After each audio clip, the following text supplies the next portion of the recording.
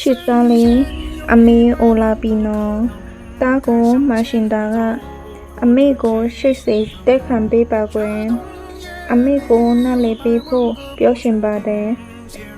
အမေအတက်ကြီးလာပြီလေအမေစကားပြောရင်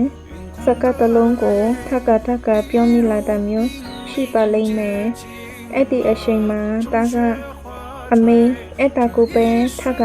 ပြောနေတယ်ဆိုပြီးတော့တာနဲ့မတုံ့ပြန်ပါနဲ့ကွယ်တားငယ်ငယ်တုန်းကမမိလားအမေကလေတားချဖူးနေတဲ့ပုံပြင်တွေကိုပဲညတိုင်းထပ်က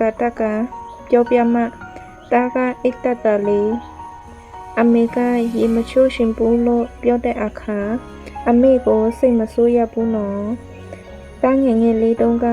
ရေရှိုးပေးမယ်လို့တိုင်းအမေကိုရှင်စဲအမျိုးပေးပြီး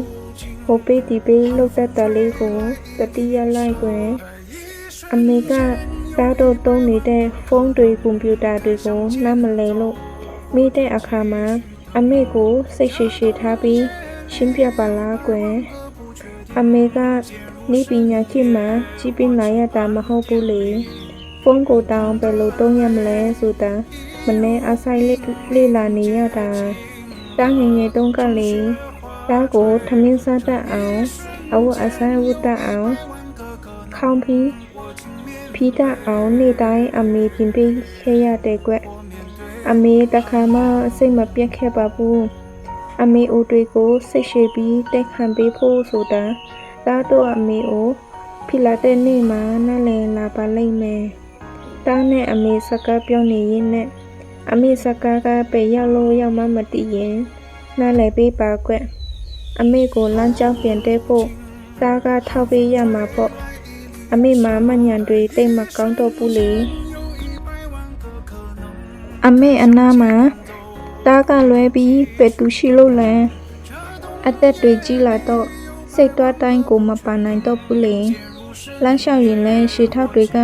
တုံးဆွဲထားတယ်လို့ဖြစ်နေတော့ပေမမြင်ချနိုင်တော့မှလဲအမေကလည်းမြင်လျှောက်တာမဟုတ်ဘူးလို့အပိမတင်ပါနဲ့လားကွယ်အမေကိုလက်လေးတွဲပြီးရှောင်းနိုင်အောင်ဖေးမပေးပေါ့တားလန်းလျှောက်တဲ့ခါစားကအမေလက်တွဲပြီးရှောင်းနိုင်အောင်လုပ်ပေးခဲ့တာလေးကိုတတိယဖို့တားရင်တနေ့တစ်ချိန်တားလဲအမေလိုပဲအိုလာလိမ့်မယ်ဝမ်းမနေနဲ့နော်အမေနဲ့အတူတူနေရင်ကငါတနေ့အိုလာရင်ဘယ်လိုလုပ်ရမလဲဘယ်လိုနေတိလဲဆိုတာလက်တွေ့တင်ယူထားဖို့နော်အမေအသက်ကြီးလာချိန်မှာဘယ်နှစ်ပဲအချိန်လူလာကထဲကနေထွက်တွဲရမယ်မတိတဲ့အချိန်မှာအမေကိုအရှိတွေမိသားတွေပျော်ရွှင်မှုတွေမျှဝေပေးတဲ့အတွက်တားကိုကျေးဇူးတင်ပါတယ်ကွယ်အမေကတားအတွက်အပြုံးလေးတွေကိုပဲတုံ့ပြန်နိုင်တော့တယ်တားစီကလည်းရှိတယ်မေဆိုတဲ့စကားတန်လေးပဲကြားရှင်တော့တယ်တားကိုရှိတယ်